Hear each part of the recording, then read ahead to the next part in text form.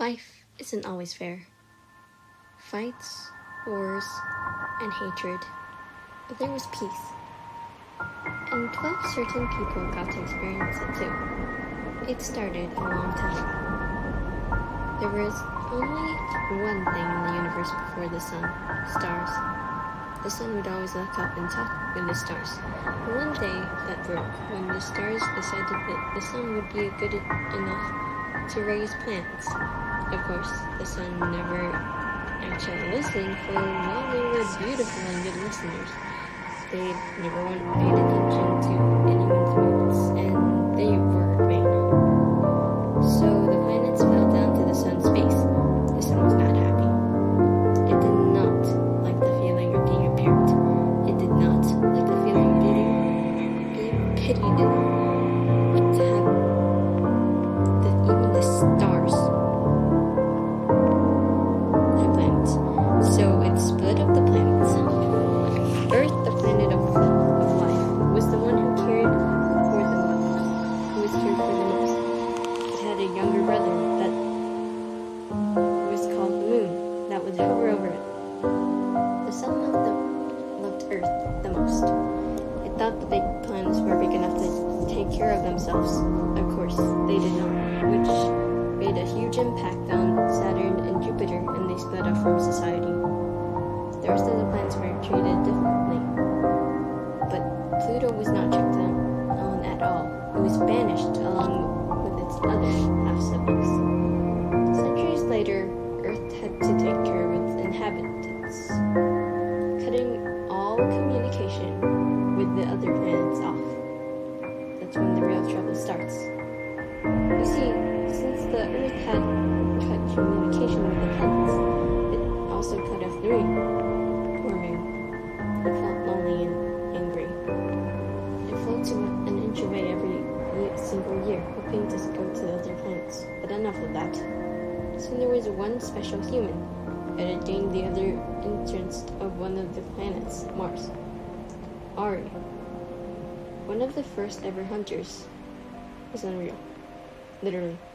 They would shoot flaming arrows, kill any beast, and Mars loved these kinds of people. But one day, Ari died. Mars felt angry that Earth, of course Earth, had not taken care of Ari enough. But that was a misunderstanding.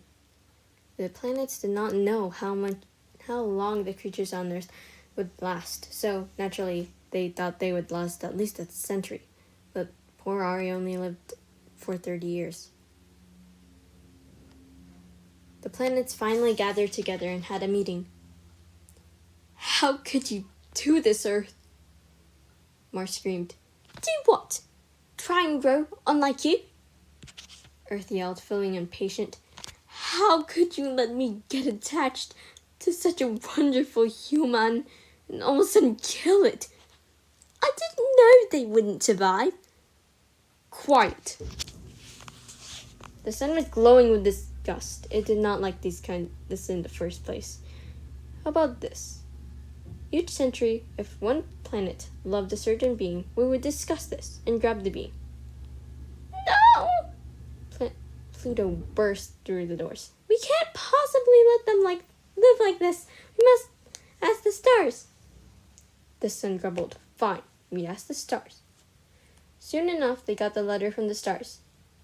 "Dearest planets, we find your proposal faulty.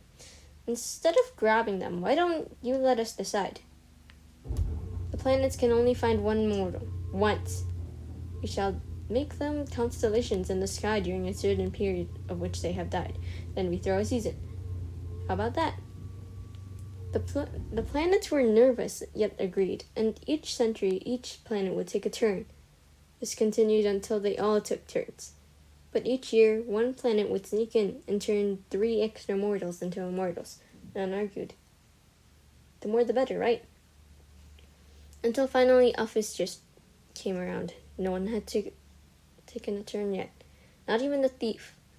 They found Office just troubling and sent it off to the others, though.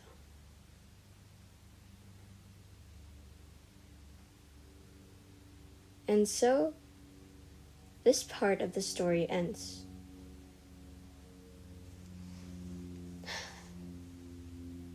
You know, the stars were once a beautiful thing, right?